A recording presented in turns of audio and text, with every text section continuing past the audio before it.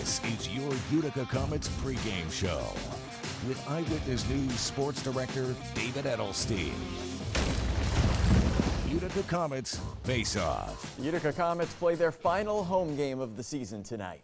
Good evening, I'm David Edelstein, and welcome again to Comets Faceoff. It's not just the final home game of the year, but also the final Utica Comets home game as the Vancouver Canucks affiliate. It's the Rochester Americans who are in the city tonight, and finally some fresh faces after Utica played the Syracuse Crunch for the 5th of 5 games in a row on Wednesday. Also the 14th and final time this season that those two teams faced off. We've seen a lot of high-scoring games this year, especially against Syracuse. Wednesday, there was no score heading into the third period, though, and there, Nolan Stevens opens scoring 5 minutes into the third frame with a feed from Lukas Jasek, who's on a 6-game point streak.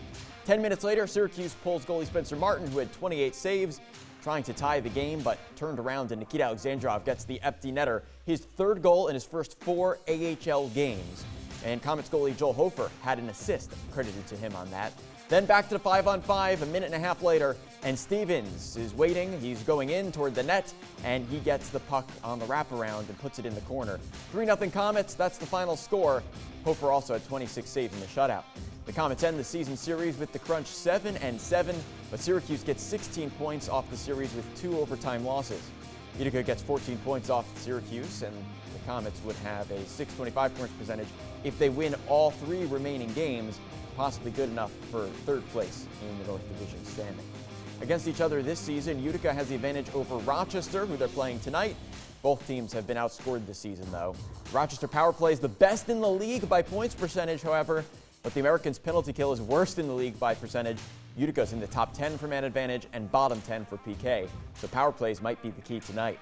The Comets are still without their offensive leader, Jonah Gadjevic, as he's up with the Canucks looking for an opportunity. Lukas Jasek takes over as the Comets points leader now. He's on a 6-game point streak, like we said. That includes 2 goals and 6 assists in the span. And after a big 2-goal night on Wednesday, including the game winner, Nolan Stevens, now the Comets scoring leader. Jasek and Sam Annis lead the team in assists, a category that Annis led the entire league in last year. Annis also leading in points per game, and Berchi putting the puck on net. For the Americans, Brett Murray leads in points. He and Remieli both lead in goals. Rookie Oscar Ilaksinen leads in assists, with Murray right behind him with 10. And John Sebastian Day has been reassigned to the Americans now, so he's the leader in points per game again. Michael Mersch leads in shots. So we're looking forward to seeing those names in action tonight. After the break, we're going to be joined by the man of the hour, Utica Comets head coach Trent Cole himself, joining us right here to reflect on his past 4 years in Utica. Stay tuned.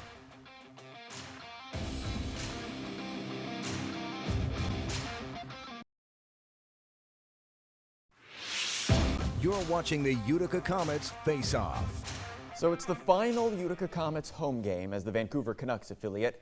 And at least for now, that means, in blunt terms, it's the last time we'll be seeing head coach Trent Cole coach a home game in the Adirondack Bank Center. And we now welcome in head coach Trent Cole to the broadcast. Coach, you've been someone who's been seen on televisions and welcomed into people's living rooms, as we say, across the area over the past 4 years. And you were a player and later an assistant coach for the Syracuse Crunch, the rivals now, and then started as head coach here in Utica in 2017. When you think back, what were your goals coming into this city as head coach, and how well do you think you've actually been able to accomplish them over these past 4 years? Well, first of all, just coming from, I guess you'd say, a development program already in Syracuse with Tampa was to try to feel like to try to get the Vancouver prospect line up to speed is what I thought, and where I was very fortunate coming from Tampa, there was a large, I guess, group that was in charge of that. And so my ideas and trying to bring that, I guess, a little bit of that here. For me, like, I always want to win. That doesn't mean that winning is the end all be all, but the idea is that I think we want to be in an environment where it's, you want to have a winning culture so you can develop in that culture. I mean, you don't want to have a losing culture and try to develop in that, because then you're not sending on winners or guys that have competed in meaningful games. And I think that means a lot. And so now you ask me, have I accomplished that, or have we accomplished that over the last 4 years? I think so. I think we're seeing even the dividends now. Guys who come in, at the start, they're now becoming mainstays in Vancouver. And then all of a sudden the guys who have third-year guys have gone through now are in Vancouver and playing games for Vancouver right now.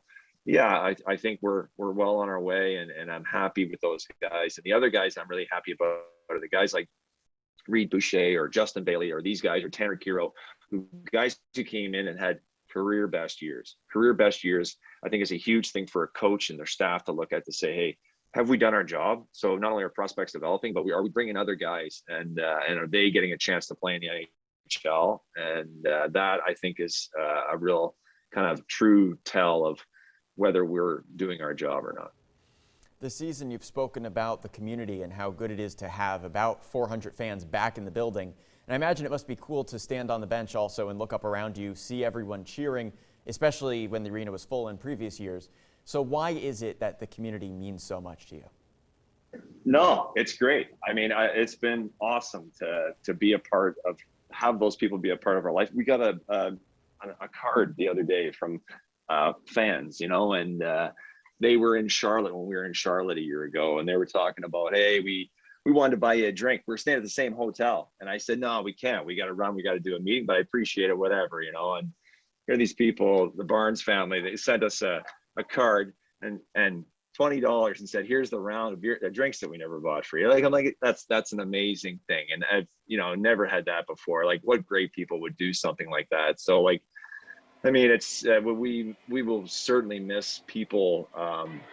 It's a smaller community, and it means a lot to, I think, the team locally. And I'm really happy for Rob and the city to have another group coming in. And I think it's been a great relationship from Vancouver, if I could say that. And now they have someone who's down the road and, is really convinced on this is a great spot for them. And I think that the Utica people should feel proud of that, because they've done such a great job here that this is a highly coveted area for people to want to come to. So like I said, I think I said that when I first came in 4 years ago, that we'll be part of the fabric of the community, and we certainly have. And it makes it difficult to leave, though. That's the thing, right? You put down some roots, you get to know some great people, and that's probably the richest thing I would say, if you ask me, is just we've gotten some really good friends and people that have helped us out along the way, because my wife is pretty much a single mother during the hockey season, and she has a lot to do with our kids and schooling and hockey and lacrosse, and some great people have helped us out, that's for sure.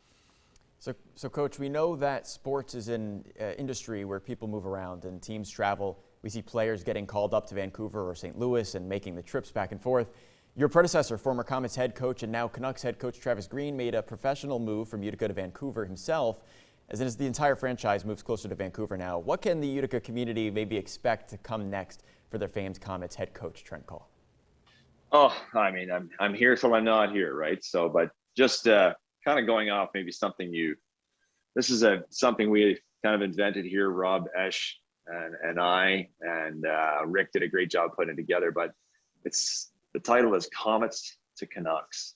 And so it was our idea of putting up past players who have played here, and it kind of starts on the top, and the top row goes along and it moves along to the next row of guys. And you can see there's different rows, and and I'm proud of it too, because you can see we've got Travis Green, Nolan Baumgartner there. So a lot of guys have been on the wall, and we're proud of that. And also you got Jason King. So not only is it just players that are moving along, but it's coaches as well here, and it's a pretty cool thing, I think, and that's it's a part of our legacy. Anyways, I just wanted to show you that because you're asking something along those lines. So, but for me, yeah, I mean, I'm a Utica Comet for another week, and we'll go from there. But you know what, Vancouver's signs us. That's our that's my bosses, so to speak. We're part of the organization. They assign players and staff here, and wherever they assign me, that's my job.